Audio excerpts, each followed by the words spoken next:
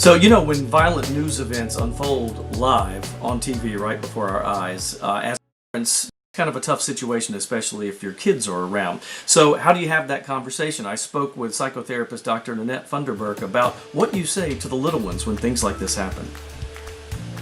Nanette, thanks for being with us today. You know, this is a sensitive topic. Every time there's a huge news event that plays out on TV and it's dramatic like this, the first thing a parent thinks of is, what do I do with my kids? I know for me and my wife, we were hesitant to let them see anything until we could kind of process it ourselves. And how do we handle that with kids? And I know the age range matters in this case. It does. You're absolutely right. It does. But I think you were smart in that you kind of allowed yourself to get a hold of it first.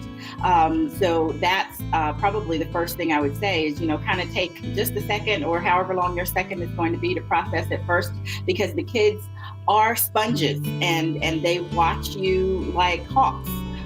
So they will soak up and take their cues from you. So that would be the first thing that I would say that's really important.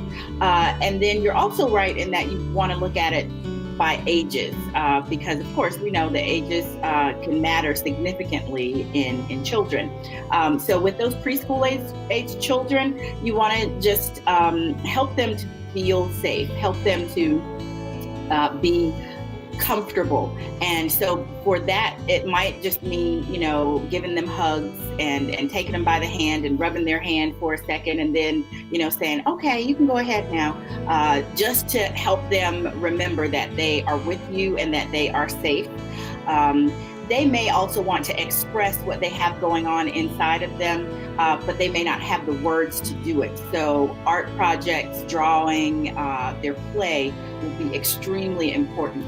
Play would be extremely important even for the school-age children too, those younger school-age children, because they are, they still don't always have the words to say either, but they need to express. Excellent advice as always, Nanette. Thank you for being with us today. We'll talk to our kids the right way, we hope.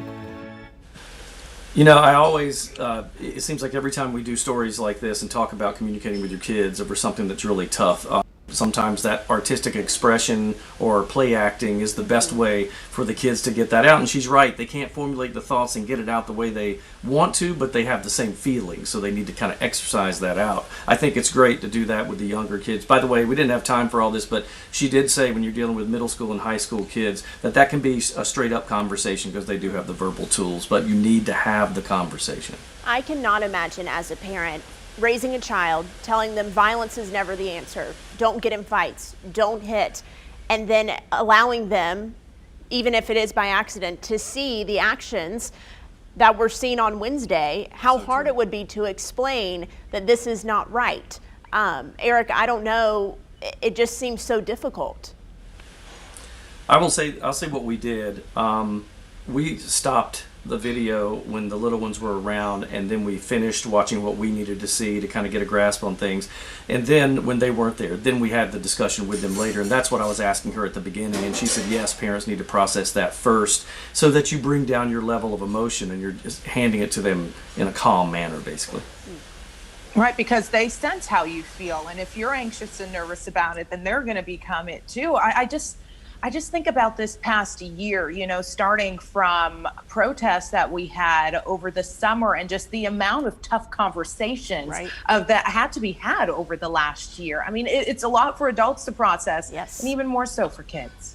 I think you hit the nail on the head. Excellent, excellent advice, though, from Dr. Funderburk. Eric, thank you.